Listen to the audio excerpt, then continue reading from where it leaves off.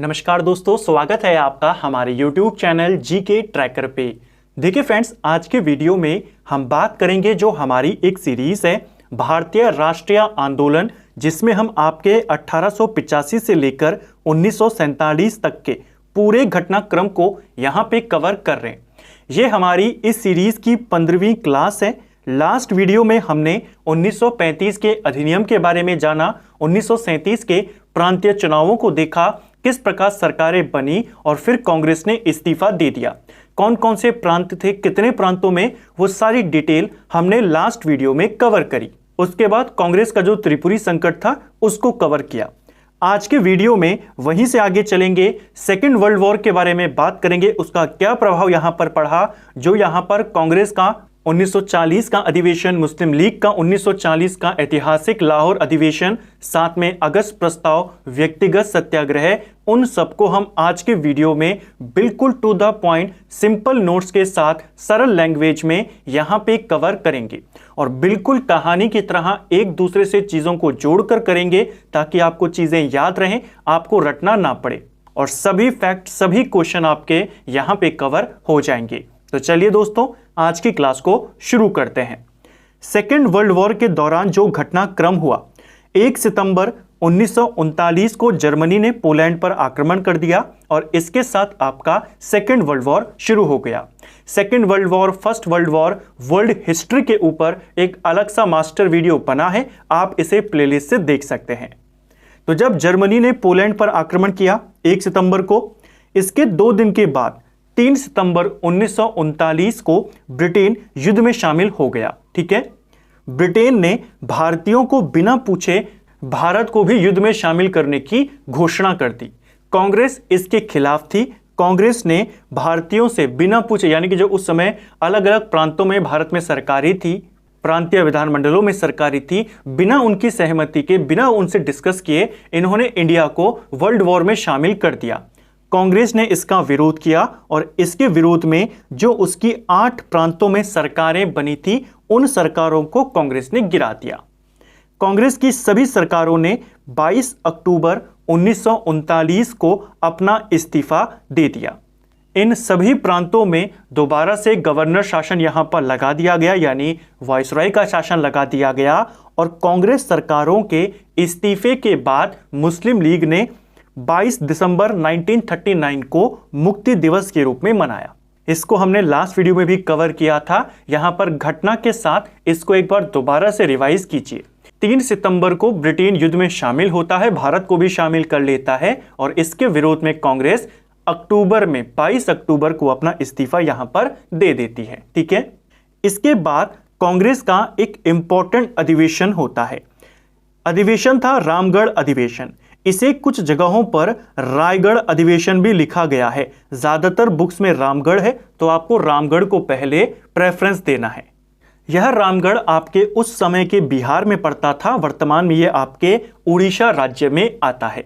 तो कांग्रेस का रामगढ़ अधिवेशन हुआ मार्च 1940 में और मार्च 1940 में ही मुस्लिम लीग का अधिवेशन भी होगा, उसे भी हम देखेंगे। इस अधिवेशन की अध्यक्षता अबुल कलाम आजाद ने करी। यहां पर मांग रखी गई कांग्रेस के द्वारा कि हम आपका युद्ध में सहयोग करेंगे, आप केंद्र में एक अंतरिम राष्ट्रीय सरकार का गठन कर दीजिए। जाहिर सी बात है, अंग्रेजों ने इस मांग को अस्वीकृत कर दिया। जो उस समय वायसराय था लिन लिथगो, इसने इस मांग को नहीं माना। ठीक है, तो अधिवेशन याद करेंगे, मांग क्या थी उसको याद करेंगे, अध्यक्ष कौन था, वो सारे फैक्ट आपके यहां पर हुए। इसके बाद इसी महीने मुस्लिम लीग ने लाहौर में अपना अधिवेशन किया। यह अधिवेशन 23 मार्च 1940 को हुआ।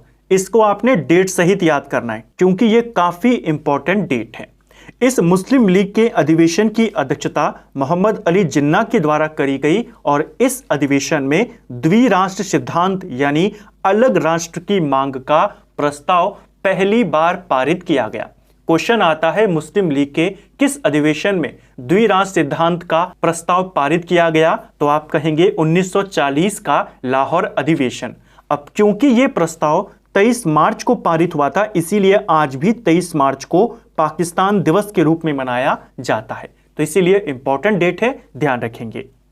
इस प्रस्ताव को, जो ये अलग राष्ट्र का प्रस्ताव था, इसे फजलुल हक ने प्रस्तुत किया और खलीकुज़मा के द्वारा इसका समर्थन किया गया। क्वेश्चन आता है ना कि प्रस्ताव किसने रखा, किसने समर्थन किया, तो इंपॉर्टेंट प्रस्ताव था, अलग राष्ट्र का पहला प्रस्ताव था, इसको फजलुल हक ने रखा और खलीकुज़मा ने इसका समर्थन किया। इस प्रस्ताव को सिकंदर हयात खान ने बनाया था। ठीक है, अध्यक्ष कौन कर रहा है इस लाहौर अधिवेशन की? जिन्ना कर रहा है। और यहीं पर पहली बार मुस्लिम लीग के अधिवेशन में स्पष्ट रूप से पाकिस्तान की मांग करी गई थी। इसी अधिवेशन में मुस्लिम लीग द्वारा विभाजन करो और छोड़ो, डिवाइड एंड क्वाइट का नारा दिया गया। क्वेश्चन आएगा, लीग के किस अधिवेशन में यह नारा दिया गया? मुस्लिम लीग का 1940 का लाहौर अधिवेशन। मोहम्मद इकबाल को मुस्लिमों के लिए पृथक राष्ट्र के विचार का प्रवर्तक माना जाता है। यानी सबसे पहले यह विचार किसका था कि एक अलग मुस्लिम राष्ट्र होना चाहिए? तो यह मोहम्मद इकबाल का था। ठीक है, 1930 में लीग का इलाहाबाद में एक अधिवेशन हुआ। इस अधिवेशन की अध्यक्षता मोहम्मद इकबाल कर रहे थे और इसी अधिवेशन में इनके द्वारा द्विराष्ट्र सिद्धांत का प्रतिपादन यहां पर किया गया। इसको ध्यान रखेंगे। तो सबसे पहले इस सिद्धांत को किसने दिया कि दो राष्ट्र बनने चाहिए, या यह विचार किसका था? मोहम्मद इकबाल का था। ठीक है, 1930 में यह विचार लेकर आए थे। पाकिस्तान शब्द का पहली बार प्रयोग किसने किया? तो पाकिस्तान शब्द अभी तक 1930 से लेकर आगे तक जो लगातार मांग चल रही थी वो अलग मुस्लिम राष्ट्र की या द्विराष्ट्र सिद्धांत की बात चल रही थी। पाकिस्तान शब्द का पहली बार इस्तेमाल 1933 में चौधरी रहमत अली के द्वारा किया गया। चौधरी रहमत अली ने ही सबसे पहले इस शब्द का इस्तेमाल किया था। इनके अनुसार जो पाकिस्तान बनना था उसमें आपका पा से पंजाब शामिल होता, ए से अफगानिस्तान शामिल होता, के से कश्मीर होता, एस से सिंध होता और TAN इन्होंने बलूचिस्तान के लिए रखा।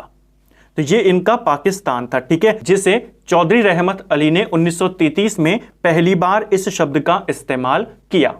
और मुस्लिम लीग के द्वारा स्पष्ट रूप से पाकिस्तान की मांग कब करी गई? 1940 के अधिनियम में। 23 मार्च को पाकिस्तान दिवस के रूप में मनाया जाता है। क्यों मनाते हैं हमने ऊपर देखा। तो लीग ने पहली बार मांग कब करी? कौन अध्यक्ष था? किसने प्रस्ताव को रखा? किसने बनाया? किसने समर्थन किया? किस तारीख को प्रस्ताव पारित हुआ? विचार सबसे पहले किसका था? शब्द सबसे पहले किसने दिया? उन सब तथ्यों को हमने यहां पर देखा। तो कांग्रेस का भी अधिवेशन हुआ और मुस्लिम लीग का भी अधिवेशन हुआ मार्च 1940 में। मुस्लिम लीग ने युद्ध में समर्थन देने के लिए अपनी शर्त रखी। मुस्लिम लीग ने कहा कि हम आपका युद्ध में समर्थन करेंगे अगर आप हमारी शर्त को मान लें। इनकी शर्त थी कि कांग्रेस का कोई भी प्रस्ताव तब तक ना माना जाए जब तक मुस्लिम लीग उस प्रस्ताव पर सहमति ना देते। यानी आप अकेले ही कांग्रेस का कोई भी प्रस्ताव स्वीकार ना करें जब तक आप हमसे उसके बारे में डिस्कस ना करें और हमारी सहमति ना दें। यह थी मुस्लिम लीग की शर्त। कांग्रेस का भी अधिवेशन हुआ था। कांग्रेस ने अपनी एक मांग तो रख दी थी कि आप अंतरिम राष्ट्रीय सरकार का गठन करें। इस पर और ज्यादा डिटेल से चर्चा करी गई और एक बैठक बुलाई गई अलग से कि सेकेंड वर्ल्ड वॉर में ब्रिटेन की मदद करी जाए या ना करी जाए। इसके लिए कांग्रेस ने एक और बैठक बुलाई। इस बैठक में जो सुभाष चंद्र बोस थे, इनका कथन था कि ब्रिटेन पर आया ये संकट भारत को आजादी दिलाने का सुअवसर है। क्योंकि शुरुआत में आप जानते हैं सेकेंड वर्ल्ड वॉर जब हमने पढ़ा भी था, हिटलर मजबूत था, लगातार जो मित्र राष्ट्र थे उनकी सेनाएं हार रही थी। तो ब्रिटेन पर भी संकट था। यूरोप में लगभग सारे देश रशिया को छोड़कर हिटलर जीत चुका था। तो ब्रिटेन पर आया यह संकट भारत को आजादी दिलाने का बहुत अच्छा अवसर है। किसने कहा? सुभाष चंद्र बोस ने कहा। जो सुभाष चंद्र बोस थे और जो इनके साथी लोग थे वो चाहते थे कि अभी जो ब्रिटेन है वो मुश्किलों में घिरा हुआ है। ऐसे में अगर हम भारत में कोई बड़ा आंदोलन खड़ा करें तो ब्रिटेन को भारत को आजाद करना पड़ेगा। लेकिन जो गांधी थे, नेहरू थे, वो इस बात से सहमत नहीं थे। गांधी और उनके साथ के जो लोग थे, उनकी विचारधारा के जो लोग थे, उनका मानना था, उनका कहना था कि अभी जो हमारा दुश्मन है वो मुश्किल में है और ऐसे वक्त में उसका फायदा उठाना नैतिकता नहीं है। तो आपको आएगा कौन समर्थन में थे ब्रिटेन के खिलाफ आंदोलन के और कौन खिलाफ थे? तो बोस समर्थन में थे, गांधी नेहरू इसके खिलाफ थे। ठीक है, मतभेद के कारण शर्तें रखी गई अंग्रेजों के सामने और निर्णय रखा गया। निर्णय था कि अगर सरकार हमारी शर्तों को मान ले तो हम युद्ध में साथ देंगे। शर्तें रखी गई अंतरिम सरकार का गठन, जो आपके अधिवेशन में भी मांगा गया, और दूसरी शर्त रखी भारतीय संविधान का गठन किया जाए या भारतीय संविधान सभा को यहां पर बनाया जाए। ये दो शर्तें कांग्रेस ने रखी। मुस्लिम लीग की शर्त क्या थी कि जब तक हम ना कहें आप कांग्रेस के किसी भी प्रस्ताव को ना माने। सरकार ने कांग्रेस की कोई भी बात नहीं मानी और उल्टा भारतीय रक्षा अधिनियम पारित कर दिया और इंडियन आर्मी को भी युद्ध में शामिल कर लिया। इससे कांग्रेस ने भड़कना था, जाहिर सी बात थी, क्योंकि उनके आपने कोई भी बात नहीं मानी। और इसी से डील करने के लिए अंग्रेजों के द्वारा एक प्रस्ताव लाया गया जिसे हम अगस्त प्रस्ताव कहते हैं। अगस्त प्रस्ताव 1940 में आया था। ठीक है, 1940 तक सेकेंड वर्ल्ड वॉर में ब्रिटेन हार रहा था। जापान युद्ध करते हुए बर्मा यानी म्यांमार तक आ चुका था। जो मित्र राष्ट्रों की सेनाएं थी वो आपके अलग अलग जगहों पर पराजित हो रही थी।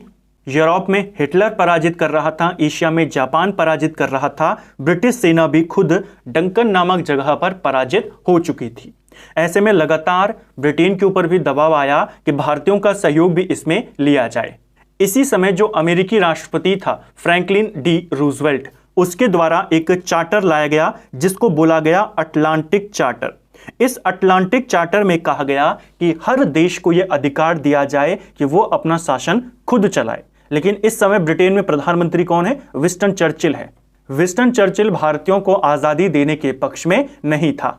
तो चर्चिल घोषित कर देता है कि हम भारतीयों को इस एक्ट से, इस चार्टर अधिनियम से अलग रखेंगे, और वायसरॉय को अधिकार देता है कि अगर वायसरॉय चाहें तो कांग्रेस का समर्थन प्राप्त करने के लिए उनको कुछ प्रस्ताव यहां पर दे सकते हैं। तो वही एक प्रस्ताव था अगस्त प्रस्ताव, जो वायसरॉय के द्वारा दिया गया।